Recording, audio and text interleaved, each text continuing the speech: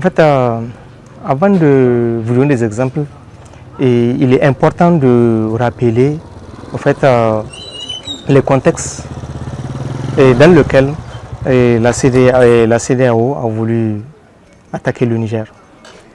D'abord, c'est dans un contexte de souveraineté. Donc, le 26 juillet, le Niger a décidé de façon souveraine de rompre avec le système impérialiste.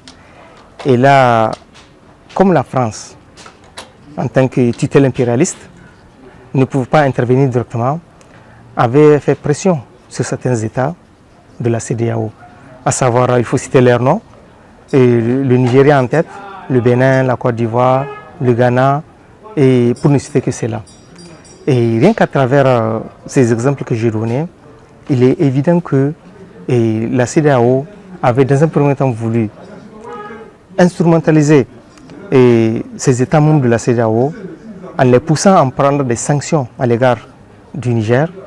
Et deuxièmement, comme les sanctions n'ont pas marché, puisque certains avaient même prédit qu'on ne peut pas supporter ces sanctions, et elle avait décidé cette fois-ci d'armer nos voisins contre nous afin de nous agresser. Donc je crois que ces deux exemples que j'ai pris, c'est légèrement suffisant.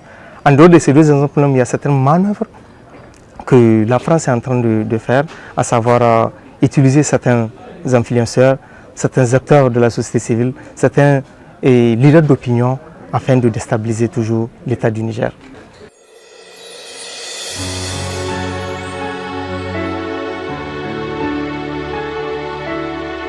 Vous savez, au lendemain du coup d'État, donc la CEDEAO, dans un premier temps, avait pratiquement fermé ses frontières.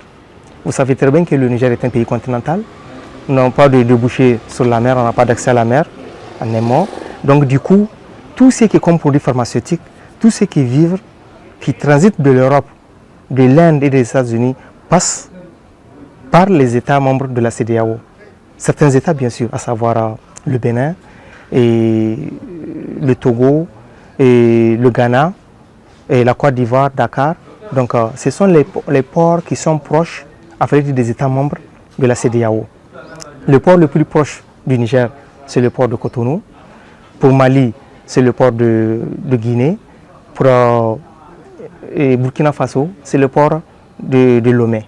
Et de façon sournoise, ces États avaient décidé de fermer pratiquement non seulement leurs frontières, mais aussi de bloquer les vivres et autres substances qui sont indispensables à la survie de la population nigérienne.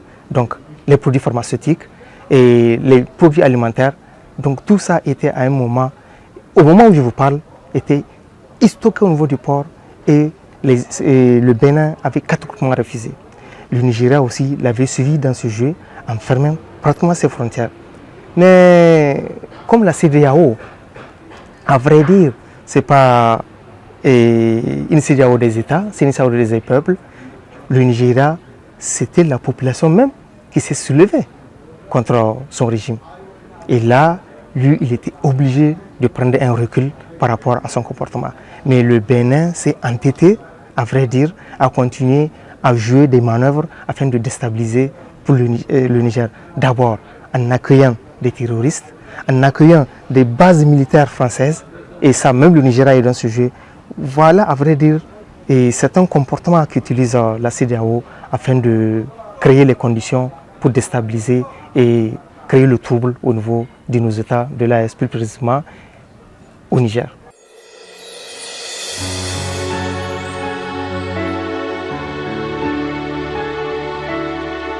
La création de l'AES, sa particularité avec la CEDEAO, ce n'est pas économique, ce n'est pas politique, mais c'est sécuritaire.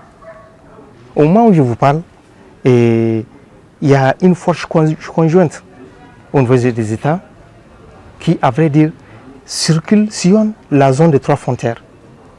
Au-delà de la zone des 3 frontières, retenez ceci, la dernière fois, au niveau de Tinziwaten, rappelez-vous, les 2 États avaient apporté main forte à la République sœur du Mali afin de vaincre ce terrorisme. Donc c'est pour te dire qu'à vrai dire, contrecarrer les terroristes et dans ce contexte de souveraineté, dans cette dynamique de prise en charge totale par nous-mêmes, je crois que ce n'est que juste une question de temps.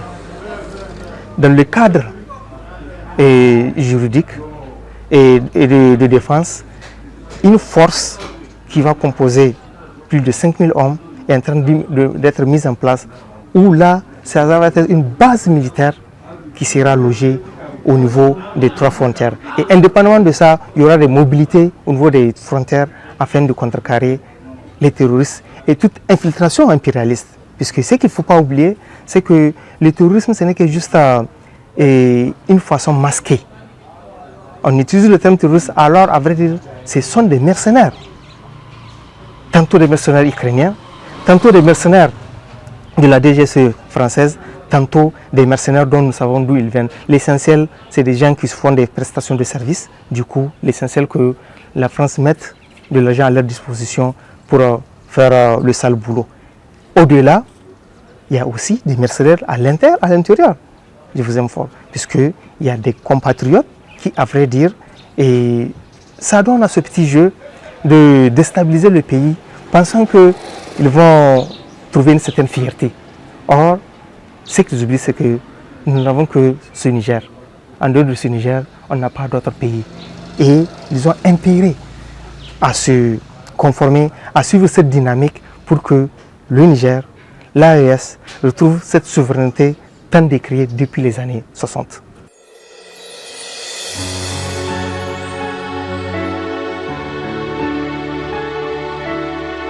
Malheureusement, la CEDEAO ne peut rien.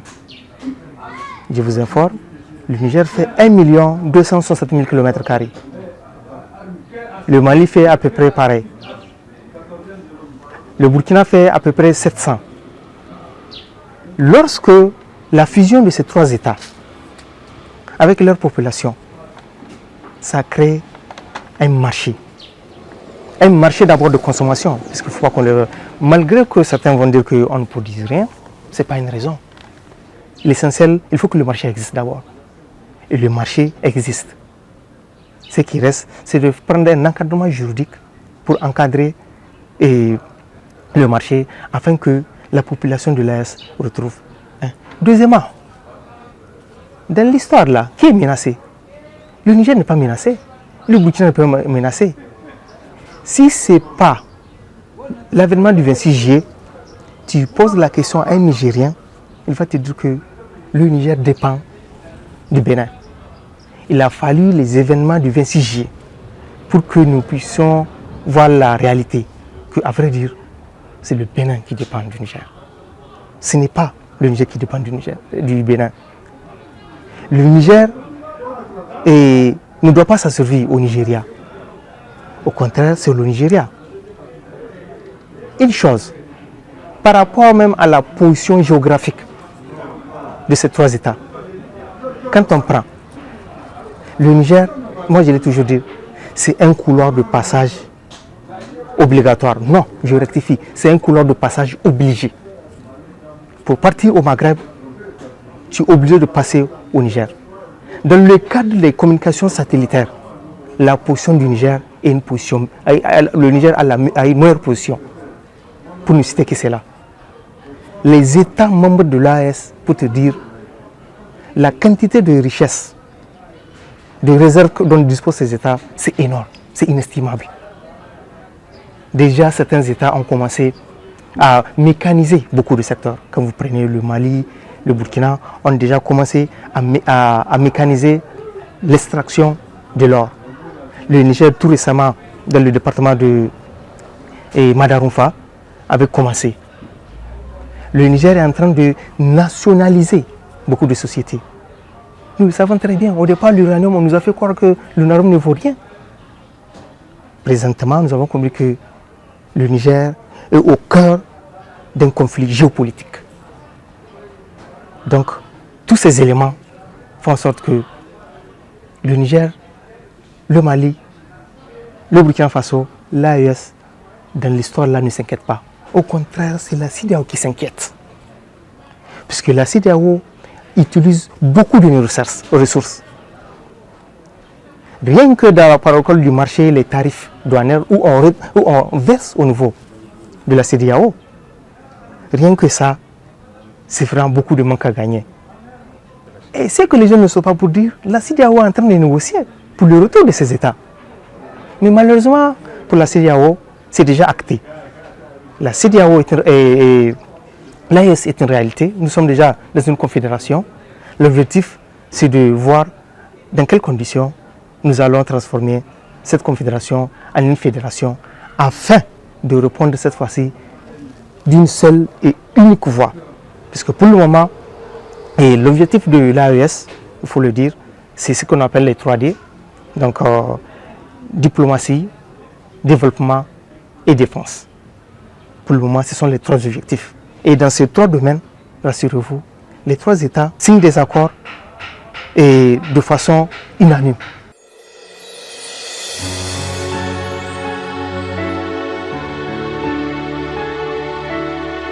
Vous savez, au-delà de la CEDEAO, qui est l'espace économique qui nous réunit avec les autres États,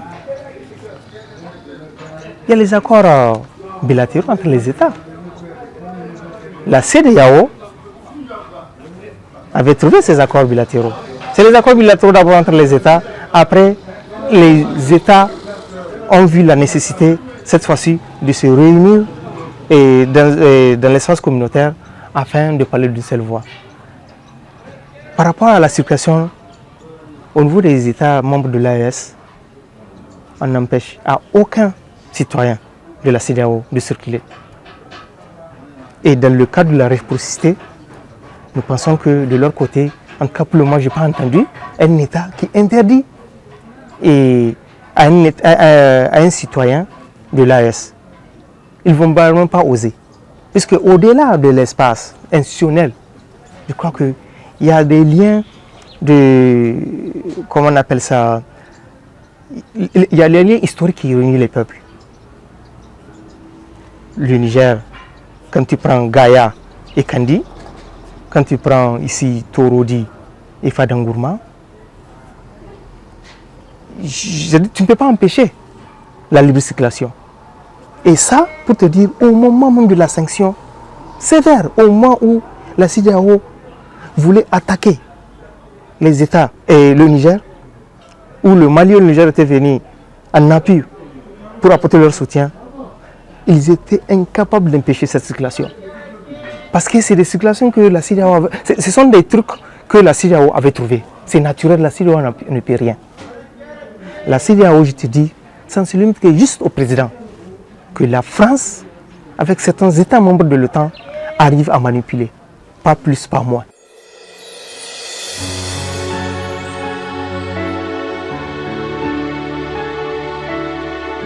Les alliances de l'AES,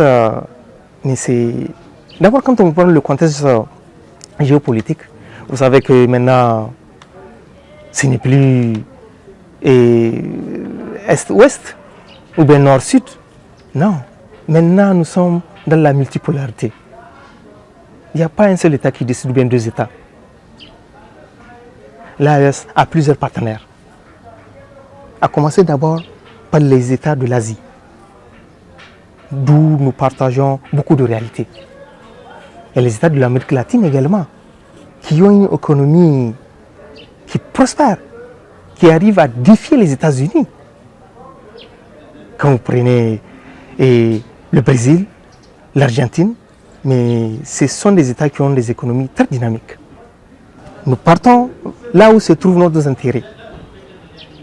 Si tu trouves ton intérêt au Niger, tu es libre de venir. Mais rassure-toi que tu ne vas nous imposer rien. Parce que ce qui guide à partir de cet instant notre politique au niveau des États de l'AES, c'est d'abord la souveraineté et l'indépendance. Nous sommes libres de guider notre politique, intérieure comme extérieure, comme au niveau des accords, tu ne peux rien nous imposer comme accord. Nous allons signer, et j'aime pas le mot gagnant-gagnant, mais de façon équilibrée.